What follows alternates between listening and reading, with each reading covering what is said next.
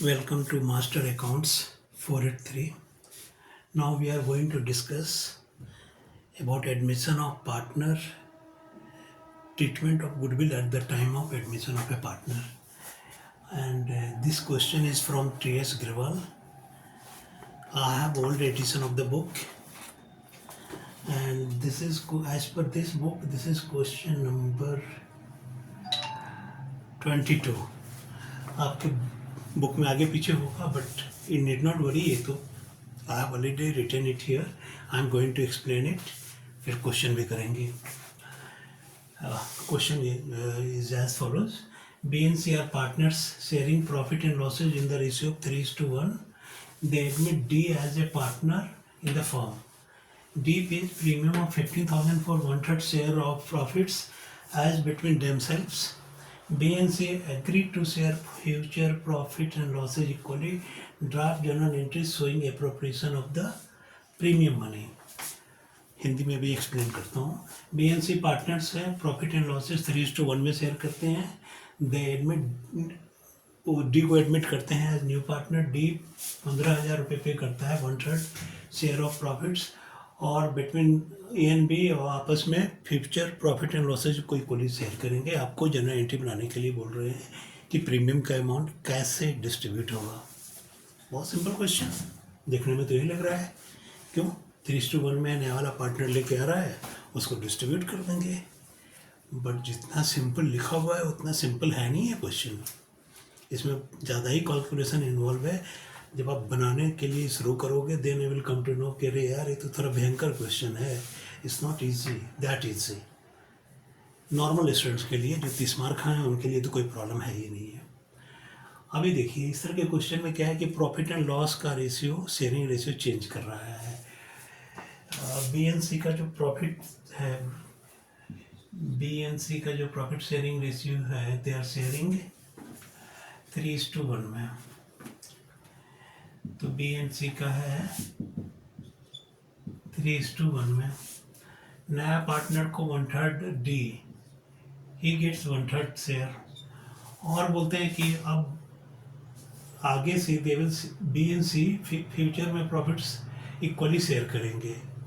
तो पहले we will calculate new profit sharing ratio. तो न्यू प्रॉफिट शेयरिंग रेशियो निकालेंगे पहले. New profit sharing ratio. D का शेयर है, डी शेयर इज 1/3. तो बचा कितना? रिमेनिंग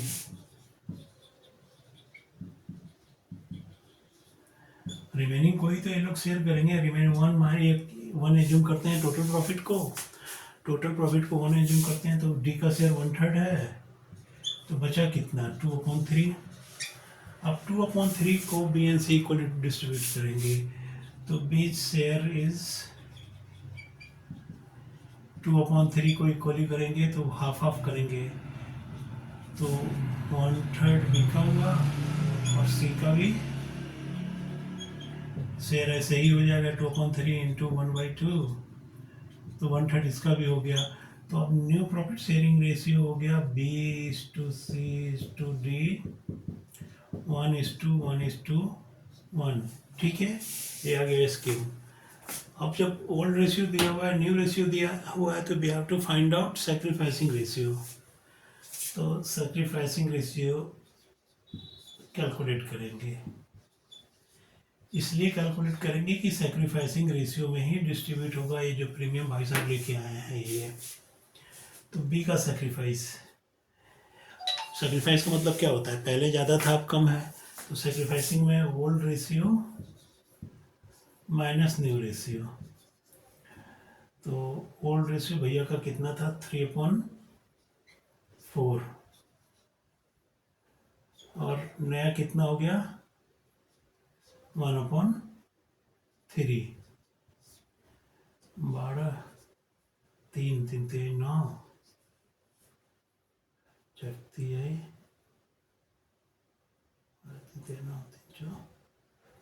4. तो इस भाई साहब ने सेक्रीफाइस किया है 5/12. बी का और सी का कितना सेक्रीफाइस है? तो सी का था ओल्ड रेशियो 1/4 और नया हो गया 1/3, तो इसका निकाल 12 हो गया। तिहाई 3 3 4 1/12 इसका सेक्रीफाइसिंग माइनस में है, तो इसका मतलब क्या हो गया कि ये गेन कर गया।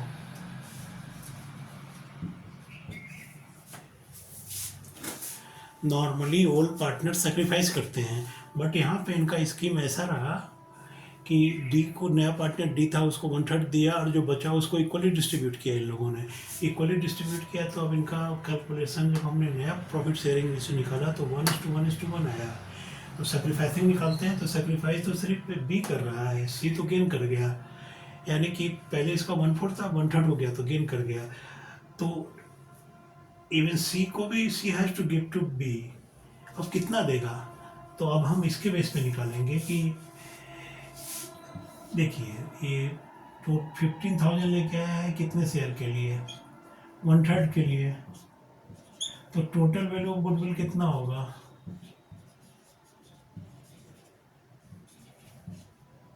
गुडविल 15,000 इंटू 3.1, टोटल 45,000 हुआ टोटल वैल्यू ऑफ गुडविल। अब 45 में से 1/12 ये भी गेन कर गया है, तो C has to give C's share of gain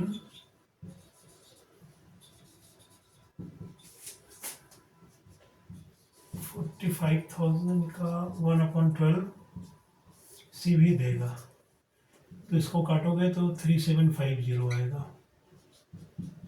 मेरे को पता है कैलकुलेशन, आप कैलकुलेट कर लेना। तो जो नया वाला आया है वो 15,000 देगा, इवन सी भी देगा 3750। तो आप जर्नल एंट्री बनाते हैं।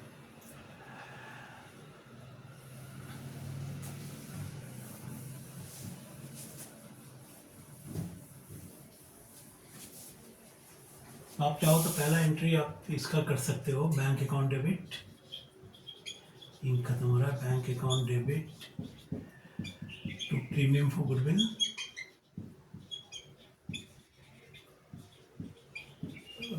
गुडविल 15,000 लेके आया, उसकी एंट्री कर लो पहले। ये तो जो प्रीमियम लेके आया है उसको डिस्ट्रीब्यूट करने का एंट्री कर लीजिए। और अब दूसरा एंट्री करेंगे प्रीमियम फॉर गुडविल, इसको तो जब यार इंक भी जा रहा है,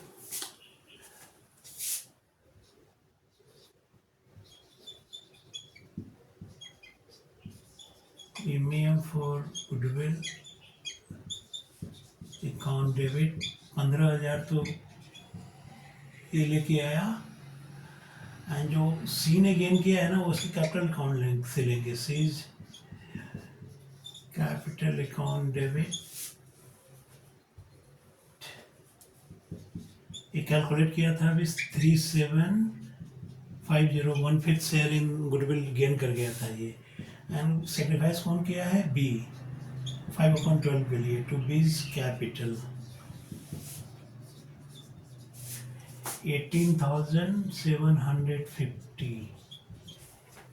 ये हो गया being premium for goodwill brought by D and C's share of gain in goodwill 1/5 transfer to B's capital account 18,750। ऐसे भी जब आप टोटल वैल्यू गुडविल 45 निकाला था ना, 45 का इसका सेक्रीफाइस था 5/12, जब आप कैलकुलेट करोगे तो 18,750 आएगा। तो ये 18,750 15,000 का नया वाला लेके आया, और जो वन कितना था 1/12 था, हाँ 1/12 सी 45,000 का 1/12 निकाला था 3750, so total 18,750 will be given to B. इस तरह से एक क्वेश्चन बनेगा ये। I hope you understand. नहीं अगर समझ में आया, जो जहाँ पे नहीं समझ में आया वो आप कमेंट में लिखो, मैं बताऊंगा। थोड़ा सा कॉम्प्लिकेटेड है, एक दो बार और ध्यान से देखना, बन जाएगा। ये है थोड़ा सा कॉम्प्लिकेटेड, बट देखने में नहीं लगता है। When you start solving it then you encountered the problem. Anyway, now I have solved it. तो अगर समझ में आ गया आपको तो लाइक कीजिए, सब्सक्राइब कीजिए। कोई और टॉपिक आपके नहीं समझ में आ रहा हो तो आप कमेंट में लिखिए। I will try to make video on that. So that's it now. Bye.